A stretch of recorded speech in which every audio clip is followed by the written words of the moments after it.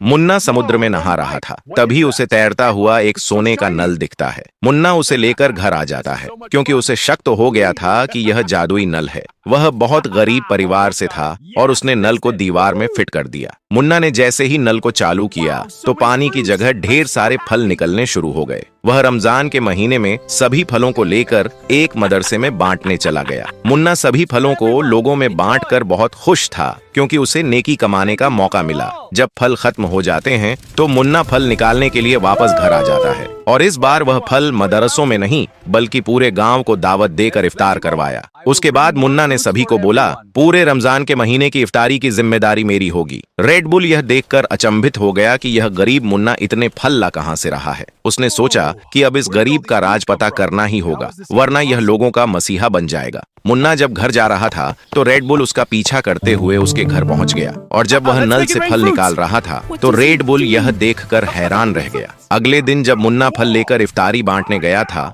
तो red bull नल को उखाड़ ले जाता है। तभी रास्ते में एक गाय ने उसे नल ले जाते हुए देखा तो उसे कुछ शक हो गया और गाय नल को छीनने के लिए रेड बुल का पीछा करने लगी। रेड बुल भागते हुए जा रहा था तभी उसका पैर फिसला और वह जमीन पर गिर गया। उसके बाद गाय तुरंत उससे नल छीनकर मुन्ना को देने जाने लगी, लेकिन गाय के साथ भी वही हुआ और वह भागते भागते अचानक फिसलकर धड़ाम से गिर पड़ी। रेड बुल उससे नल छीनने ही वाला था कि गाय ने होशियारी से नल को खा लिया। उदास रेड बुल वापस चला आता है और उसे वह नल छोड़ना पड़ता है। यहाँ मुन्ना घर आने के बाद नल गायब देखकर फूट फूट कर रोने लगा। तभी उसी समय गाय ने आकर मुन्ना को सारी बात बताई तो मुन्ना और भी टूट गया। तभी अचानक गाय ने ढेर सारे फल देना शुरू कर दिया क्योंकि जादुई नल गाय के पेट में है। मुन्ना ने यह देखा, उसका दिल खुशी से भर गया और वह नल को भूल गया। उसके बाद मुन्ना फिर से लोगों के बीच जाकर इफ्तारी करवाने के लिए फल बांटने लगा। यह देखकर रेड बुल फिर से गुस्से से भर गया और गाय को उठाने निकल गया। मुन्ना पिछली बार की तरह आज भी फल बांटने गया तो रेड बुल मौका पाकर